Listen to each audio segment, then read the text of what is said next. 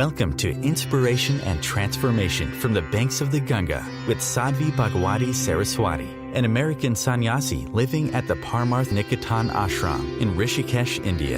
Sadhvi is president of the Divine Shakti Foundation, a charitable organization bringing education, vocational training, upliftment, and empowerment programs to women and children. Sadhvi is also Secretary General of the Global Interfaith Wash Alliance and Director of the world-famous International Yoga Festival. Join the musings of an American sannyasi as Sadhvi shares the wisdom and teachings of her guru, His Holiness Pujya Swami Chidanand Saraswati Ji. Welcome everyone to Inspiration and Transformation from the holy banks of the sacred Ganga River in the land of Rishikesh, India. What would you say about justice to someone who has proven to be wrongly accused and has spent time in prison as a result? All of that which we create is fallible. From our human bodies to all of the systems that we erect, whether it's our educational system, whether it's our healthcare system, whether it's our political system, whether it's our judicial system, they're fallible. They make mistakes. We could point at issues in educational systems, issues in healthcare systems. I mean, we could choose any system. We could choose our human body and discuss the mistakes that it makes. So the justice system, being a system that was erected and is run by humans who are fallible, is therefore going to be fallible. It's going to make mistakes. There will be people who should have been imprisoned, who got let off, people who were innocent but ended up getting imprisoned. Fortunately, I believe that's a smaller number than those who actually should be in prison but are on the streets. In terms of what to say to someone who has been wrongly accused and convicted and therefore spent time in prison, is to help them understand that being in prison was an incredible learning experience. Doesn't mean it was good. One of the things we speak about here in Satsang all the time is that the purpose of life, the aim of life, is not about how many good feelings can I accumulate. It's about how much can I awaken. None of us has ever been promised, oh, your life is going to feel great every minute, every moment. Everything you eat is going to taste great. Every relationship you're in is going to feel great. Your life is, you're never going to feel anything other than greatness.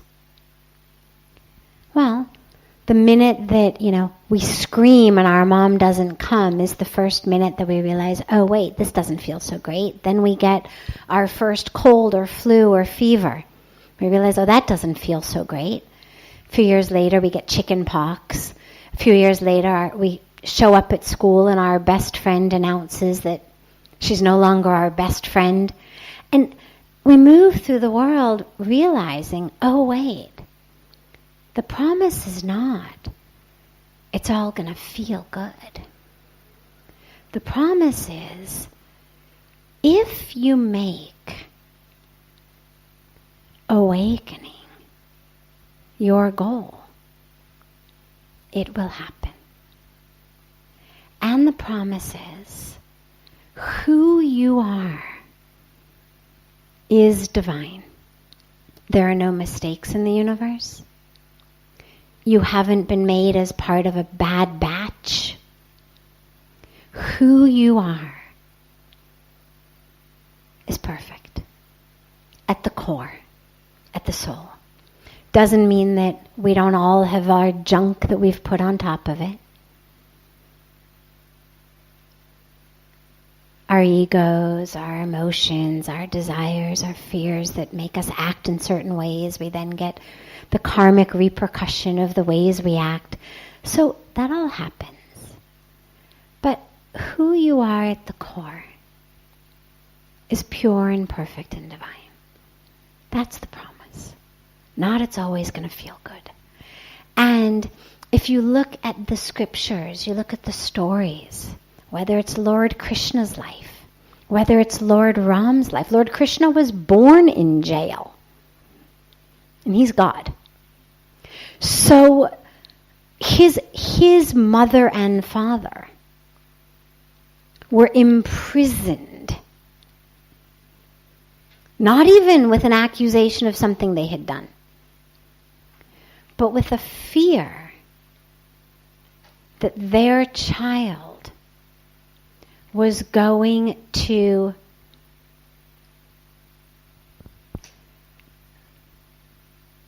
conquer, vanquish, remove, kill the evil king. Well, what's the solution to preventing someone's child from unseating me? Well, I'll just imprison them and kill every child they have. And this is what was done. So Krishna was born in jail. And he spent the first many years of life with this king through so many different ways trying to kill him. We feel bad when someone just doesn't help us with the dishes, or is in kind of a bad mood, or claims that what we did, they did, so they get credit for it, or they take a bigger piece of cookie. Literal or metaphoric. He actually spent his youth trying to be killed. And the reason I share this is when you recognize that the stories, the epics that are given to us, they're given to us for a reason. I mean, if you're God, and you're going to come on earth, well, obviously you've got the power to come on earth in any form, in any way, with any story that you want. He came with that story to give us a message.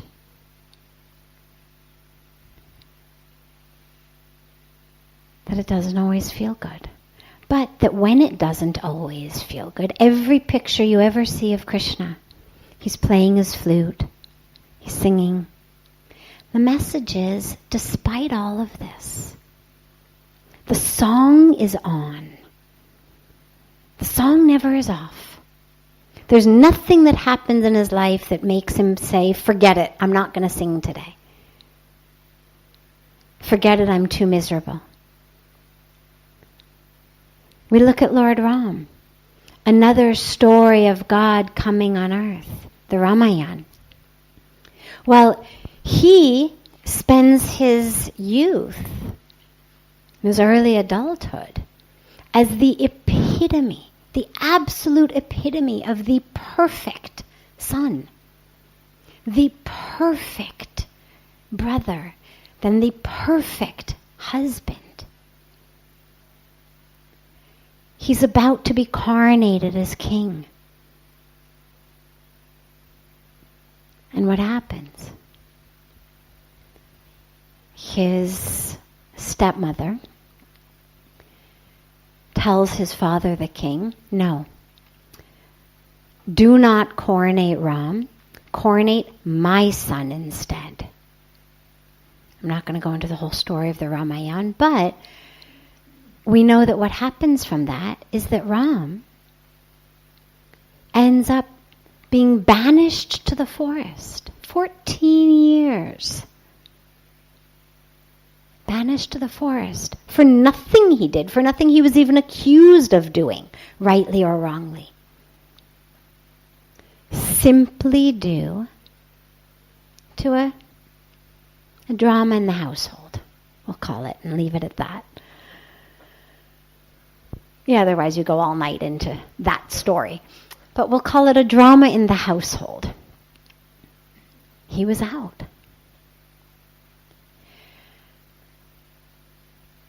And again, you're God coming on earth. You've got the choice. Where do you want to take birth? In what form? In what city? In what story?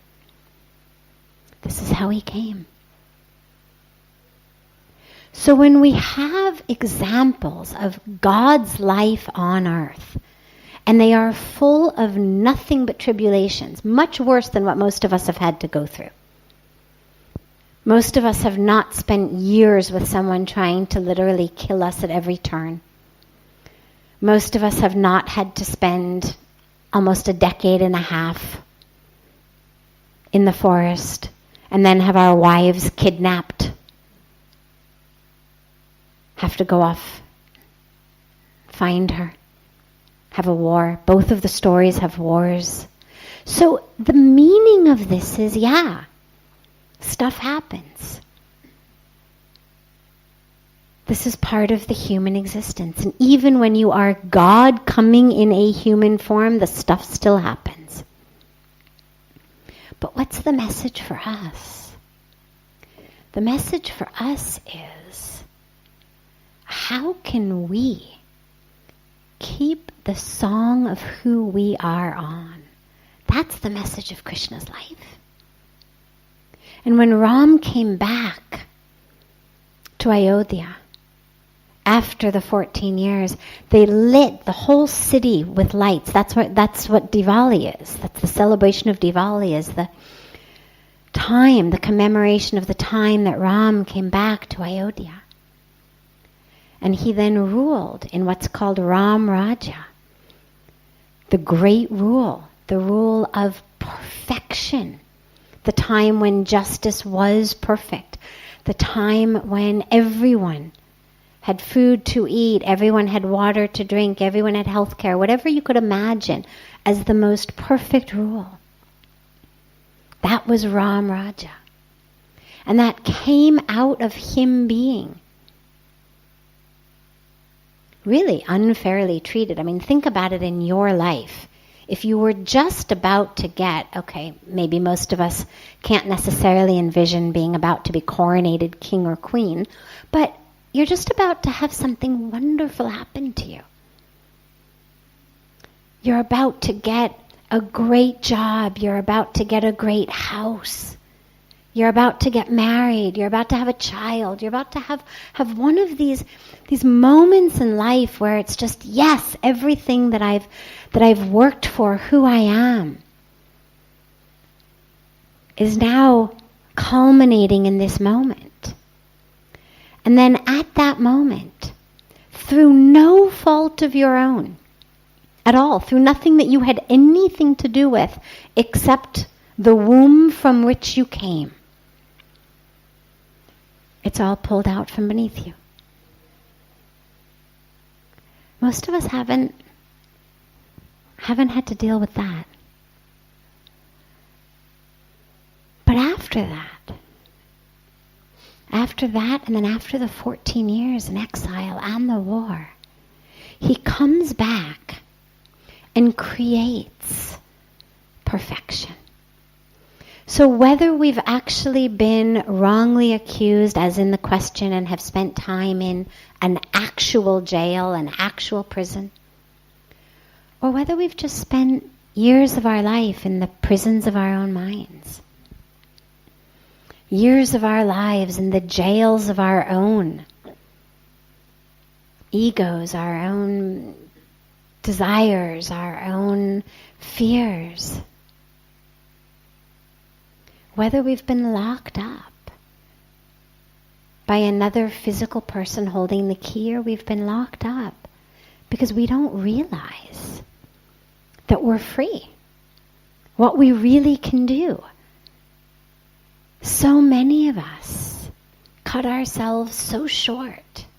Yeah, this is what I can do. This is what I'm capable of. This is how much time I have in a day. This is what my skills are. This is what my abilities are. We cut ourselves short. That's keeping yourselves locked up. And so the message for us is to be free. Whether it's now that I've gotten out of jail because somebody else locked me up in there, or I'm out of the jail of my own mind, or I'm trying to break free from the jail of my misconceptions. I've kept myself in jail. This is all I can do. I'm not that capable. I'm not that smart. I'm not that skilled. Don't have that much energy. Can't accomplish that much. Yeah, I'm happy with 10%. Well, it's a jail in a way. Because we don't realize the fullness of really what we can do. And I don't necessarily mean career-wise. I mean in every minute and every moment of our lives. There's a beautiful saint who comes to our yoga festival frequently. Shankaracharya, who's one of the highest posts in the Hindu tradition. And he speaks so frequently about the importance of sincerity and the freedom to be sincere. We may not necessarily have the freedom to do whatever we want.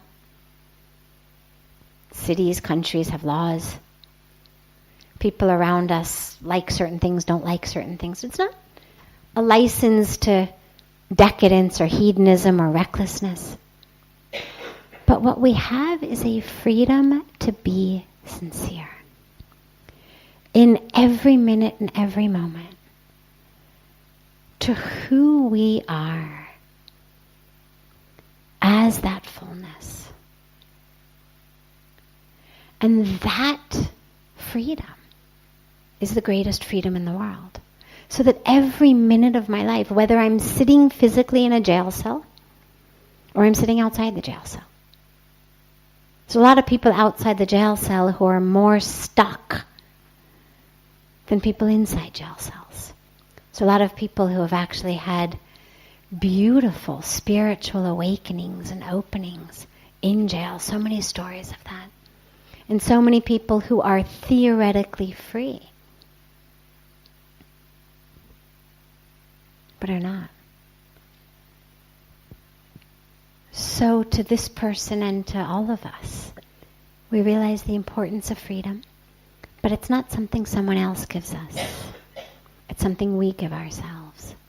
And we recognize that stuff happens in life, whether it's sitting in a prison, whether it's being banished to the forest, whether it's people trying to poison you, whether it's just the regular stuff of daily life. But we take that message of Krishna to have the song always on. We take the message of Lord Ram that the minute we have our freedom. You're listening to OTR-FM, part of the IOM radio network.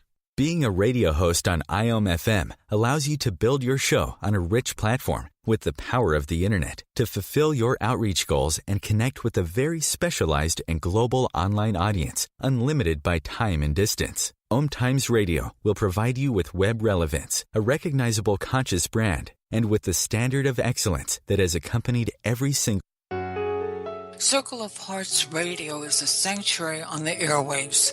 Join me, Grandmother Elia, in the circle on Sunday 2 p.m. Eastern as I share information to both enlighten and nourish your soul. Hi, this is Christina Ricci with RAIN. Every 2 minutes, another American is sexually assaulted. If you or someone you know has been sexually assaulted, you are not alone. Help is just a call or click away through the National Sexual Assault Hotline. Please call 1-800-656-HOPE, that's HOPE, or visit RAIN.org, that's RAINN.org. Brought to you by RAIN and this station. Welcome back to Inspiration and Transformation. I'm so glad to have you all back here with me. What is the difference between looking for something and running away from something. When you come onto a spiritual path, or when you go anywhere for that matter, there's two ways of getting there. One way is actually moving toward where you want to go. The other is getting there because you are moving away from something that's in the other direction. So for example, in order to get to Rishikesh from Delhi, there's two ways you can do it. One way is you head off to Rishikesh and you figure out, I've got to find some way to get to Rishikesh, whether it's an airplane, whether it's a train, whether it's a car, whether it's a bus. Not many people are walking it anymore, but some vehicle I've got to find to get me there. My vision is on Rishikesh.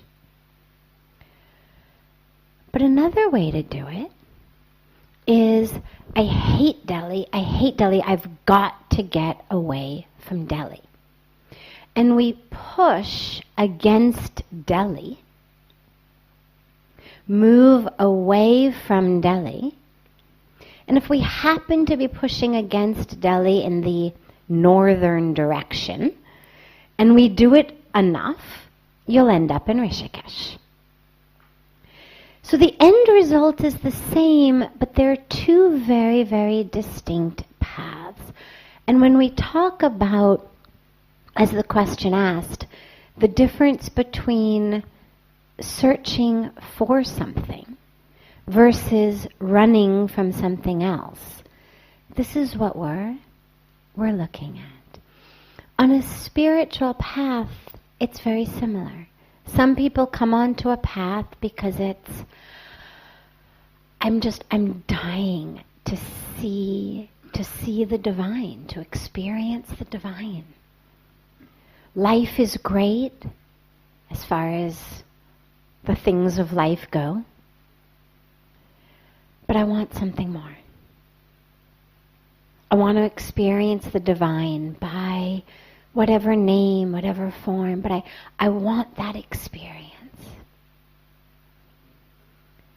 I want to expand my consciousness, connect with who I really am. Another way is, I'm really hurt. Life hurts. I am therefore going to move to an ashram, start meditating, take up yoga, do all of the things on a spiritual path. Now, it's not that one is right and one is wrong, but I like the question because it implies a level of self-awareness. Very few of us are aware of how we ended up where we got. And the difference between moving toward versus moving away. What's important about it is, if I come onto a spiritual path only because I've been running away from something, first of all, it's not going to go very deep. It'll last only as long as the pain that we're pushing against is. So someone broke my heart. I lost a loved one. I was fired from my job. Whatever it is, it stings. To get away from that sting, I start meditating. I move to an ashram. I join a spiritual community. Now, if I keep my agenda, my inner agenda, being only to be free of the pain of the person who broke my heart, the pain of losing my job, the pain of losing my loved one, then the minute that time heals that, which inevitably it will, I discover, oh, I don't actually really like living in an ashram. Or, oh, I'm actually way too busy to keep up my meditation practice. Or, I don't really like these people of my Sangha much anyway. It was just, they were there when I had no one else. And so what you find is that the spiritual life becomes simply an escape. Better than alcohol, better than drugs, better than, binge watching TV serials. But it doesn't really take you into the depths of what it can offer. Now, before we go into the other way of getting here, there is another possibility. That you come onto the spiritual path, perhaps in response to something that's happened, perhaps pushing things away. Whether it's just the stress of the world you're living in, a professional world, a very busy metropolitan world. So you may come by pushing that away. But if once you are on the spiritual path, once you are in the ashram, or once you're meditating, or once you've connected with the Sangha, you actually allow it to touch and expand your heart, then it doesn't matter why you got in. It's like a lot of people say, oh God, in the West, people are only getting into yoga to look good. And I always say, I don't mind why people get into yoga. Of course, yoga is a very, very deep and profound practice that includes much more than the physical asanas that we do that might get the body in shape. But to say somebody came into yoga only to get in shape, and therefore that's wrong, undermines the power that yoga has. Doesn't matter why you get in. Yoga has a power in and of itself that even if you got into it to lose weight, or you got into it because you had a bad knee, or you got into it because you liked the clothes, because you thought they were cute, you needed an opportunity to wear your yoga pants. Whatever the reason was that you got into it, Dhanyavadya. Yoga itself has a power. And that power, that Shakti, grabs you and transforms you. So in the same way, if you come into a spiritual path, even if you think that you're coming just to get away from the stress, or to get away from a difficult relationship, or to get away from something that was paining you, if you allow yourself to really open to the magic of meditation, of prayer, of yoga, of living a life that's focused on spirit rather than focused on matter, that's really the difference in a purely semantic way. A spiritual life is a life focused on spirit. A material life is a life focused on matter. No judgment, no better than or worse than. Just a semantic difference. We focus on essence rather than form. So we focus on the soul, the spirit, the truth of who you are, rather than the vehicle you've come in. So if you allow yourself to really open to that, it's going to transform you. And so it doesn't matter why you got in, as long as you really allow it to touch you. And that it doesn't become just a Band-Aid for your brokenness.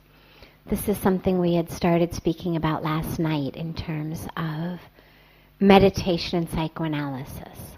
Because sometimes spirituality can be used just as a Band-Aid. I don't want to think about something that's hurting me, so I will just do my mantra instead. Well, in some ways, that's a great practice. One of the great benefits of having a mantra is when you find your brain, your mind going off in dysfunctional, non-helpful, pain-inducing directions, you have a mantra to give it instead. But if there's something really important in your life you need to look at, not just the nonsense of the mind doing its thing, not just the constant commentator, the constant critic, not just that, but if there's actually something in your life you need to look at, well, the answer is not, how can I ignore it and just chant my mantra instead? So we have to allow ourselves to open to the fullness of the path and not just use it as a band-aid.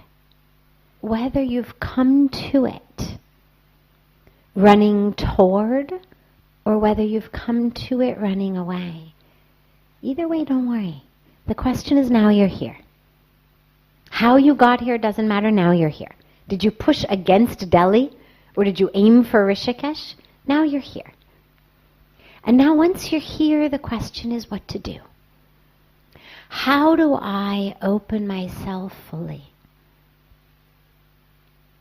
to the power, the possibility of where I am? It doesn't always feel good in the same way that having, a tumor removed does not feel good. On the other hand, you need to do it if you want to live. If everybody in a hospital said, forget it, doctor, this is way more painful than I had thought, forget it. The food is bad. There's no fresh air. Forget it, I want out. You could get out, but in a short period of time, you'd probably find that the tumor had taken over your life, or taken your life. And in the same way, when we struggle with our ego, when we struggle with our desires, when we struggle with our fears, when we struggle with... They're all aspects of the ego. But when we struggle with these, it's an operation of sort. And it's not always fun. Doesn't always feel good. On the level that we've become used to things feeling good. On the level of making our ego feel good about ourselves, making our hearts feel good about ourselves. And it's always on this very superficial level. Oh my God, you are so beautiful. Oh my God, you're so smart. Oh my God, what you just did was so great. This is how most of us are used to living. You're the best. That's what feels good to us. And when on the path it doesn't feel good, whether in meditation we find ourselves face to face with aspects of ourselves that are darker,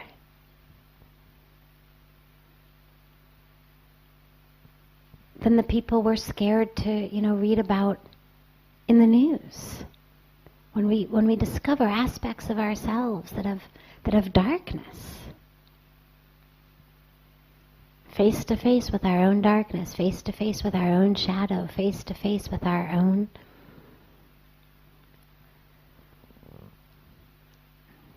I don't like to say negative sides, but our other side, our darker side. It feels a lot better to run from that. When we find ourselves on the path, however we got here, running from or running toward, we need to understand we're here for a reason. And to allow ourselves to really open up. Because underneath it all, it is beautiful. Underneath it all, it is just nothing but grace. But to get there, it's like, when we perform the yajna in the ceremony on the banks of Ganga and we offer into the fire. One of the meanings of that which we offer into the fire is, it's a mixture of seeds.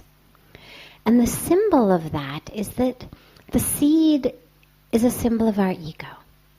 If you take a seed and you plant it in fertile ground, shine the sun on it, you water it, that seed is going to sprout. And then it's going to get roots. And then later when you want to uproot it, it's going to be very difficult. It's much easier to uproot a sapling than to uproot a tree. And our egos, in the same way, when they grow their roots into us, they grow their roots around our hearts, around our identities, around our emotions, around everything that we think of as me. And then someone comes along, or a practice comes along, or our higher nature comes along and says, I've got to uproot this thing. It feels like it's pulling all of us out with it. And this yagna, the symbolism of that is that if you take a seed and you roast it before you plant it, you actually can never get it to sprout. Doesn't matter how good the soil is, how much rain, how much sun, the seed will never sprout. And so when we perform the ceremony, through the seeds, we are offering our ego with this prayer of, oh God, roast my ego, literally, roast the seed of my ego. So that no matter who tells me I'm wonderful and perfect, or who tells me I'm horrible and worthless, because both of them are ego. I'm the best is also ego, and I'm the worst is also ego. I deserve much better than this is ego. I deserve nothing at all is also ego. Ego's not just arrogance, how we typically tend to use it. The ego is that whole false sense of who we are, whether we think we're the best or we think we're the worst. So we offer the seeds. Oh God, roast the seeds of my ego. So that regardless of what happens in my life, that seed will not sprout. And these roots will not grow in me. So that when I want to remove the ego, when I want to become free of it, I can. And the last part to just mention on this subject in terms of ego is we talk a lot about being egoless, having no ego. This is very, very difficult.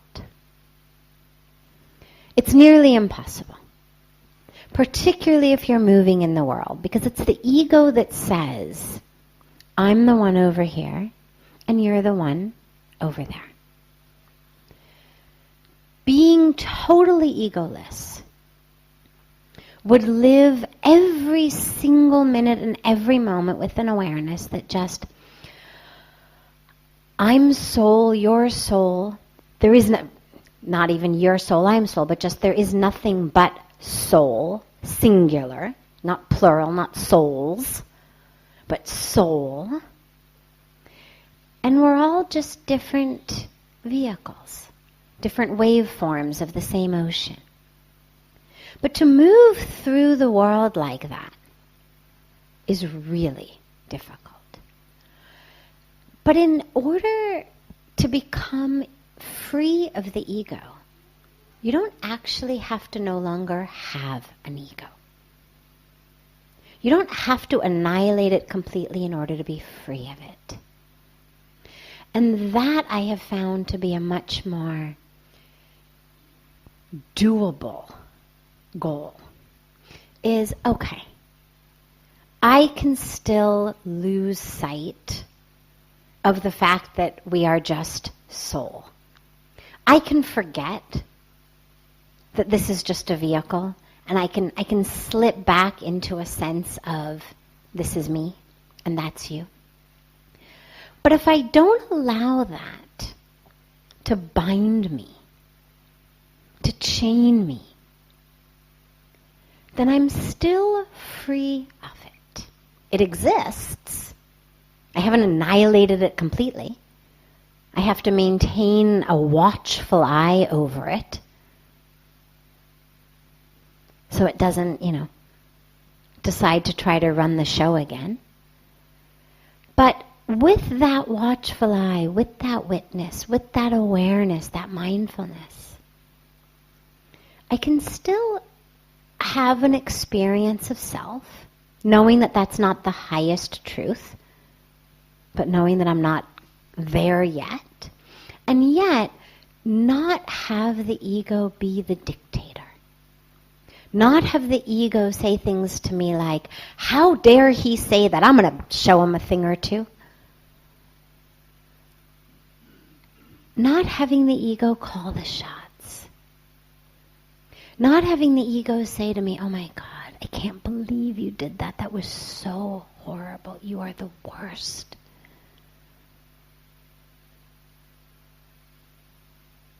Because the ego can exist without running the show.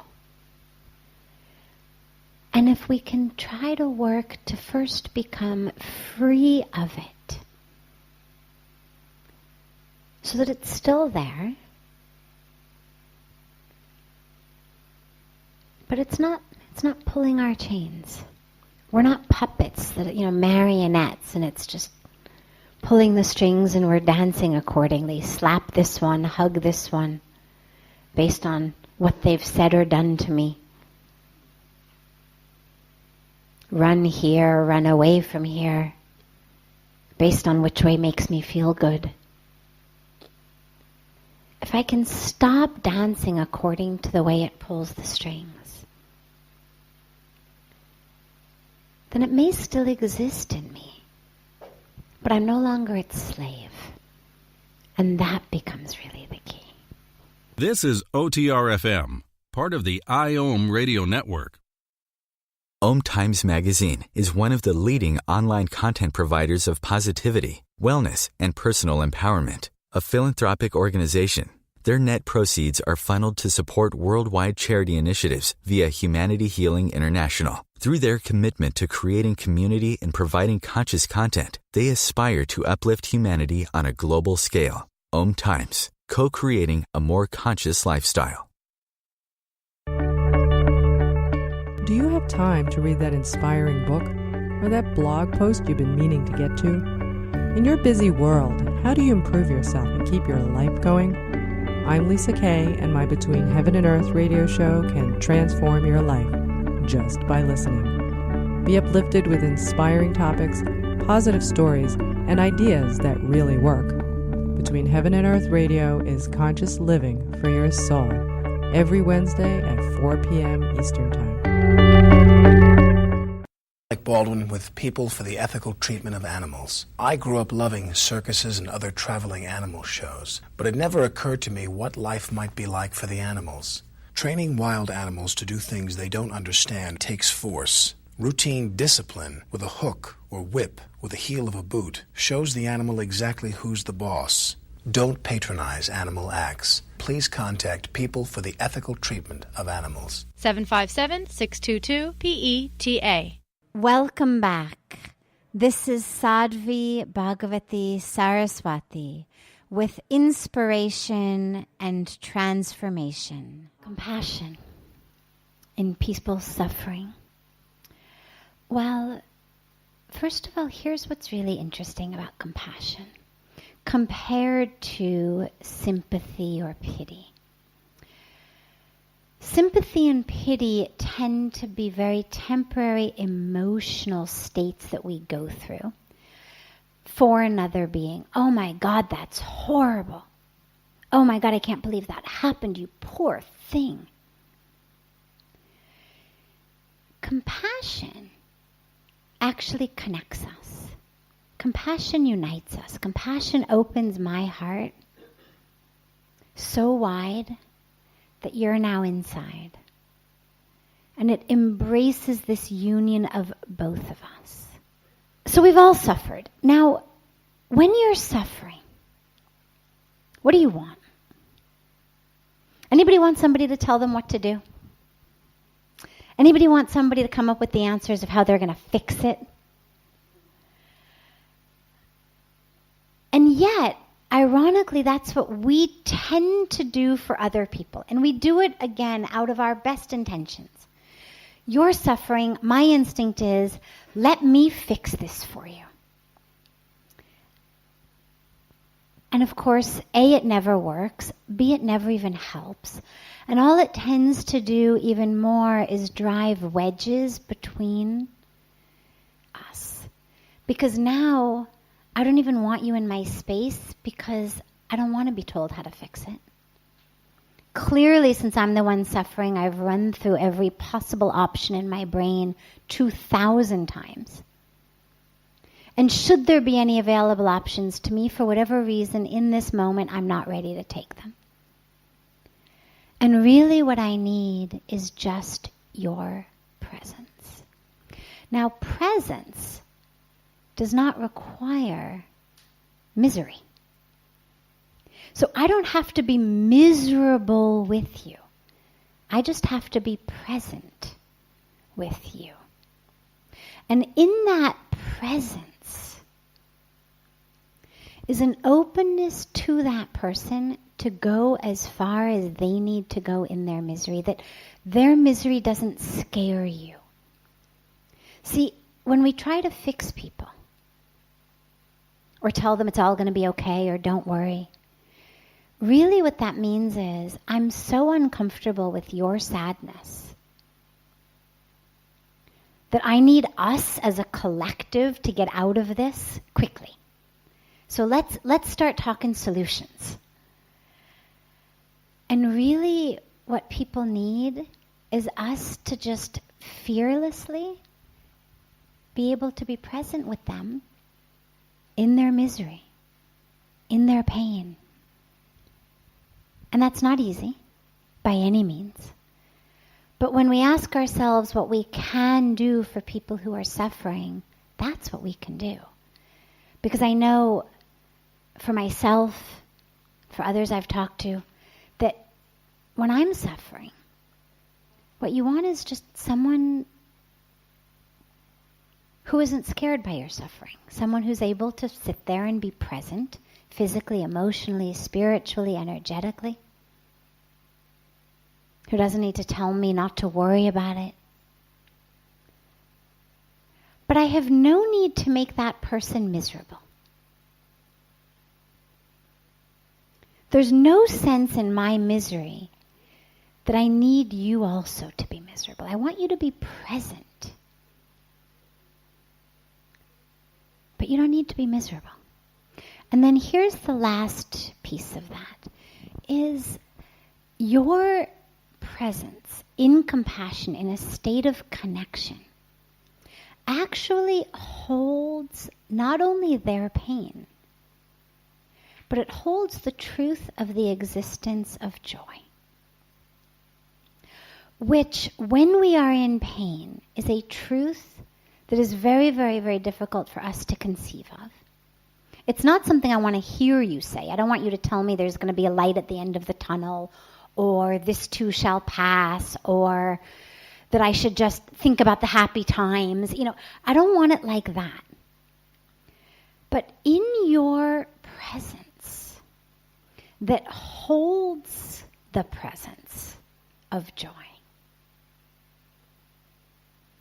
it allows me to remember, without you shoving it down my throat, that there is also another truth. And this, for me, is so deeply and beautifully portrayed here on the banks of Ganga.